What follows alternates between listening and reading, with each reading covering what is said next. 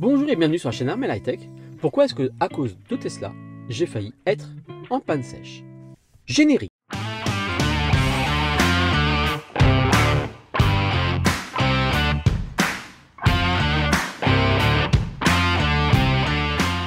Bonjour et bienvenue sur la chaîne Armel High-Tech. Je vais vous partager une vidéo et qui va vous relater une mésaventure qu'il m'est arrivée hier soir sur un superchargeur Tesla à Rennes dans des conditions un petit peu particulières. Clairement, je m'en suis bien sorti, heureusement, mais clairement, Tesla nous met en difficulté ponctuellement sur certains trajets en ne prenant pas en considération des risques d'engorgement de leur superchargeur et de nous y mener directement alors que des solutions de repli existaient même pour Tesla. Je vous laisse donc regarder cette vidéo que j'ai tournée en live.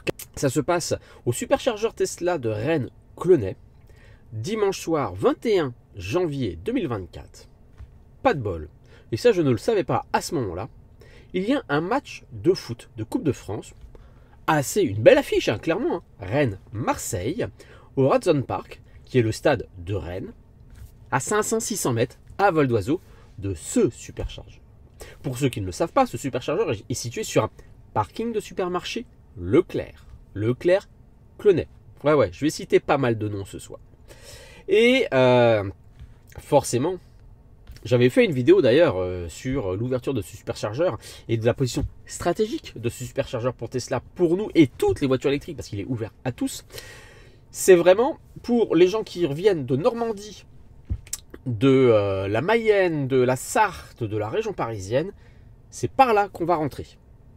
Loire-Atlantique, etc. Vous allez plutôt passer par Nantes. Et jusqu'à présent, il n'y avait qu'un seul superchargeur à Rennes, celui de Alma, 8 bornes V2. Donc, qui posait la problématique, c'est que dépasser 4 voitures, les vitesses de charge sont divisées par 2 et très vite, on risque l'engorgement. Tesla a donc ouvert enfin et de façon opportune ce superchargeur en V4, 20 bornes de 250 kW V4.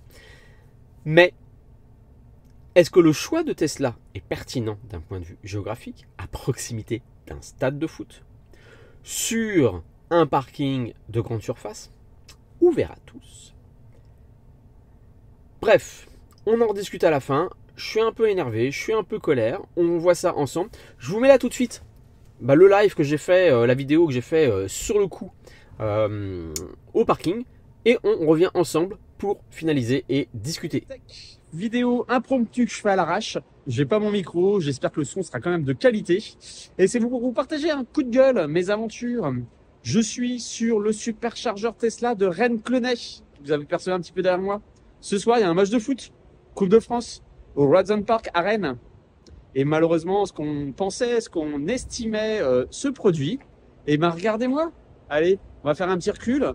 Alors j'ai eu du bol, j'ai réussi à me charger parce qu'il y avait une Tesla qui était en charge, qui a réussi à partir, qui m'a libéré sa place. Sinon, bah écoutez, une Clio, voiture électrique bien connue. La Mégane, pas du tout e-tech. Alors ici, on a un Kia Niro, branché, chargé. Alors je suppose que c'est quelqu'un qui est au stade et qui en profite pour charger. Une MG4 aussi branchée, en train de se charger. Et puis derrière, on voit quoi? Une autre Renault Clio, une thermique, un collègue en Tesla qui va bientôt partir. On va de l'autre côté. Allez, qu'est-ce qu'on a?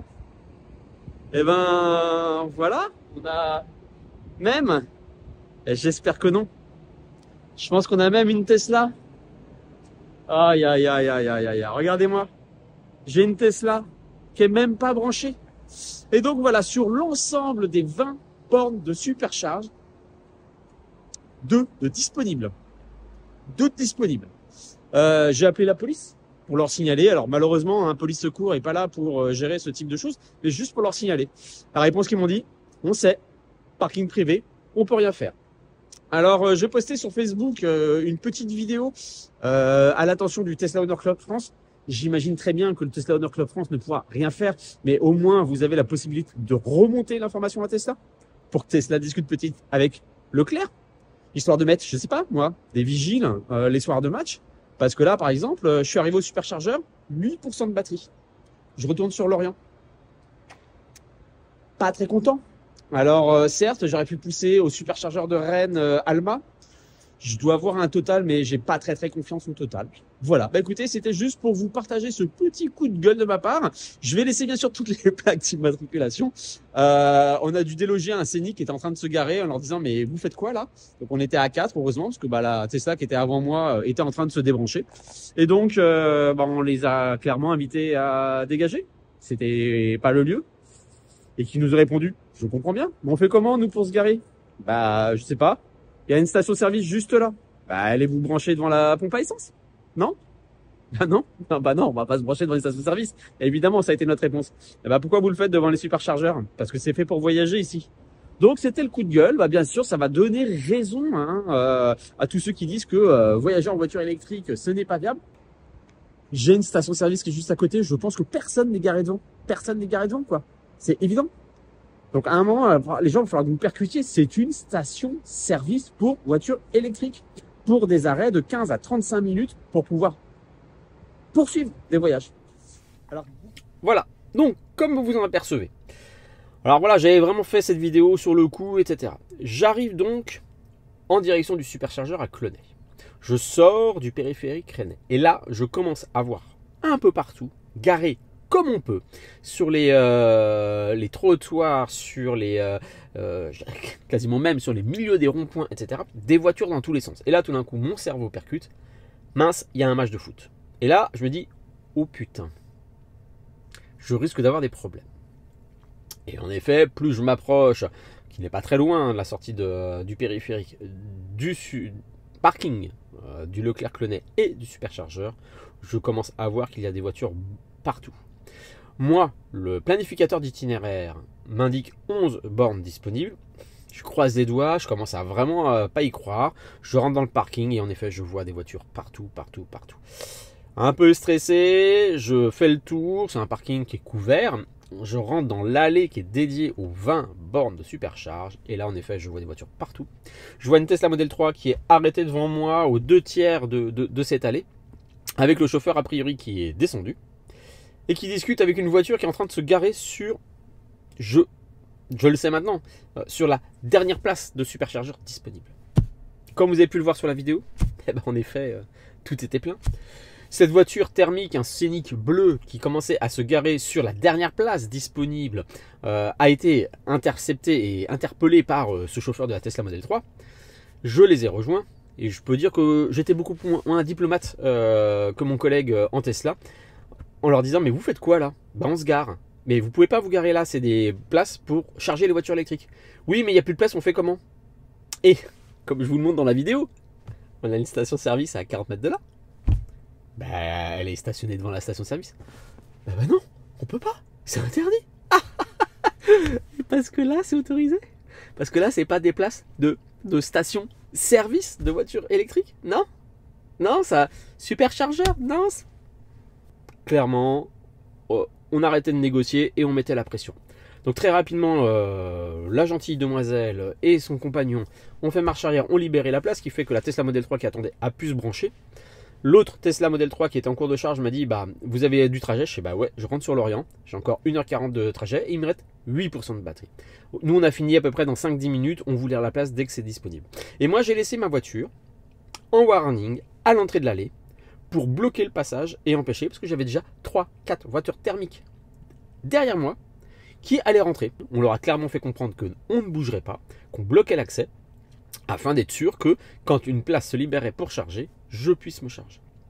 Et donc on va en revenir au pourquoi du comment. Pourquoi est-ce que j'estime que Tesla a failli me mettre en situation de panne sèche? Je rentre de Normandie, je vais direction Lorient, et pas de bol, hein, franchement, mauvaise coordination, petite tempête qui arrive, de Avranches à Rennes, clairement vent de face, vent très bien établi, et là mes consommations s'envole. Je vais essayer de vous mettre en incrustation pardon, ce trajet. Et je suis à plus de 320 kWh au 100 km. Et donc, mon planificateur d'itinéraire qui au début me prévoyait d'arriver à 22-23% au superchargeur à Rennes et d'être tranquille, et bien j'arrive à 8%. Premier facteur. Deuxième facteur, Tesla a implanté ce superchargeur, comme je vous le dis, à proximité d'un stade de foot. Mais vraiment à proximité, sur un grand parking. Il est clair que, et c'est reconnu, vous regarderez, beaucoup d'entre vous m'ont déjà dit, hein, qui êtes coutumiers du secteur, etc., de dire, de toute façon, dès qu'il va y avoir un match de foot, c'est mort. La station, elle est morte. Elle va être suroccupée par des thermiques qui vont être juste là pour stationner. Et ça s'est démontré, évidemment. Donc Tesla a une part de responsabilité là-dessus, parce qu'ils savent que ce superchargeur risque de ne pas être disponible pour les voitures électriques et ses clients notamment, lors de soirs de match. Il y a un deuxième superchargeur Tesla, comme je vous le disais, à quelques kilomètres de là, au sud de Rennes. Le superchargeur du Novotel Alma. Le planificateur Tesla m'emmène délibérément sur celui de Clenay. Alors que Tesla doit savoir qu'il est peu probable que des bornes soient disponibles. Le planificateur m'indique qu'il y a des bornes disponibles, mais elles ne le sont pas puisqu'elles sont occupées. Donc j'estime que Tesla a une double responsabilité, c'est que 1, il a mal implanté son superchargeur, ou alors 2, si c'était vraiment un emplacement stratégique, c'est de discuter, de négocier avec le Leclerc qui leur met à disposition la place, de comment faire en sorte que les bornes soient disponibles les soirs de match. Ça peut être mise à disposition d'un vigile pendant la durée du match, mise en disposition d'un portail ou de bornes qui se soulèvent entrée-sortie avec un code qui nous permettent à nous de bloquer cette allée-là et de pouvoir y accéder uniquement avec un code et seuls les Tesla ou par l'application Tesla on puisse y accéder.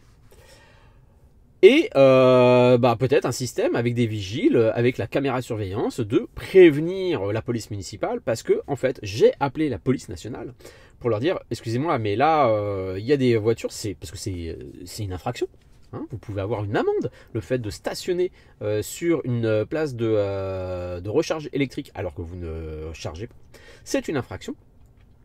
Et donc j'appelle la police, mais la police me dit déjà on est là pour les urgences ce soir. Et évidemment, je leur dis, excusez-moi, je vous appelle, mais c'est pas pour une urgence, mais je voudrais vous signaler, etc. Et là, le policier est vraiment super sympa, il me dit, je sais bien, le souci c'est que c'est un parking privé et qu'on ne peut pas intervenir, nous, sur une problématique de stationnement sur un parking privé. Ce n'est pas nos prérogatives.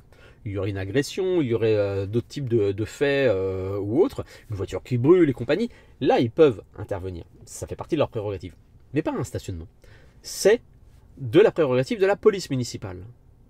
Sur présentation ou sur le fait que les vigiles qui assurent la sécurité du site le soir et la nuit préviennent la police municipale et leur disent voilà il y a des voitures en stationnement et appelez la fourrière quoi. Bref, j'ai pu charger évidemment, heureusement. Il me restait 8%, je m'en suis sorti. Mais imaginons que je devais initialement arriver à 15%, que j'arrive à 2-3%. Et que je n'ai pas d'autres bornes de supercharge à proximité, voire même de bornes simples, je peux me retrouver en panne sèche. Vous pouvez vous retrouver en panne sèche. Donc je vous préviens, faites gaffe. Le superchargeur Tesla Rennes-Clenay, le soir, en semaine ou le week-end, vérifiez qu'il n'y ait pas un match. Parce que Tesla s'en moque. Tesla pour moi est coupable. Coupable du fait que son planificateur d'itinéraire m'a emmené sur cette borne. Si Tesla sait qu'il ne peut pas gérer ce stationnement sauvage sur leur borne, mais sait à l'avance les dates de match, ils mettent en carafe leur superchargeur et orientent les utilisateurs Tesla vers Alma. Ne nous emmenez pas sur un superchargeur où on sait qu'on va être planté, parce qu'on n'est pas forcément nous au courant des matchs. Et donc là, moi, j'estime que c'est de la responsabilité de Tesla. C'est eux qui ont décidé d'implanter ce superchargeur à cet endroit-là. C'est eux qui sont en lien directement avec le propriétaire du Leclerc Clenay, etc. pour valider comment on peut gérer la disponibilité des bornes. Et puis, bien sûr, on va finir, parce que je suis d'accord avec vous. Mais alors, le comportement aujourd'hui, tout le monde, là, on va dire forcément les utilisateurs de voitures thermiques, mais pas que. Regardez-moi cette Tesla, regardez-moi ce modèle Y qui n'est même pas branché. Ça me fout en borne. En rogne, j'ai fait une vidéo récente avec un titre un peu putaclic. Alors je sais pas, là j'hésite à faire un type putaclic. Je pense que ça peut être interprété comme putaclic, mais pour une fois j'estime que le contenu le justifie un peu. Je fais un titre putaclic sur le fait que Tesla nous punit parce qu'on ne tire pas bien le volant, parce qu'on ne regarde pas bien la caméra pour l'utilisation de l'autopilote. Mais bon sang de bonsoir. Et vous faites quoi des utilisateurs de vos propres voitures qui vont stationner sur vos superchargeurs sans même les brancher? Parce que soit il y a une pénalité si on a branché la voiture et qu'on ne vient pas la débrancher quand la voiture est prête. 1 € je crois la minute. Mais là, bah, je suis désolé, je pense que vous avez la localisation GPS de vos voitures, je pense que vous êtes capable de voir que vos voitures sont à vos superchargeurs. Bah, je sais pas moi, appliquer une pénalité. À un moment, je peux comprendre un système punitif. Non, je le comprends pas, mais soit un système punitif parce que, j'ai pas bien regardé. Mais mince là, quoi? Vous êtes à l'origine du problème, vous êtes donc en responsabilité du problème, et vous êtes complice parce que vous ne faites rien. Et au final, ça dégrade l'image des utilisateurs de voitures thermiques, électriques. Cela dégrade l'image des voitures électriques. Bon, bah, les thermistes qui se garent, qui n'ont rien à foutre. C'est dingue, quoi. C'est ce CENI qui se gare et qui nous dit ah bah oui, mais j'ai plus de place de stationnement. Bah voilà, la station-service, et en plus, elle a 30 mètres, quoi. Ah bah non, je peux pas faire ça. Mais mince, quoi, un peu de civisme. Bref, faites gaffe. Tesla peut vous mettre en situation de panne sèche. Merci d'avoir regardé cette vidéo, mettez les commentaires, soyez acerbes contre moi si vous le pensez, estimez que je suis peut-être, enfin je sais pas, voilà. Merci d'avoir regardé, n'hésitez pas à commenter, à vous abonner, et à très bientôt sur la chaîne Armel High Tech.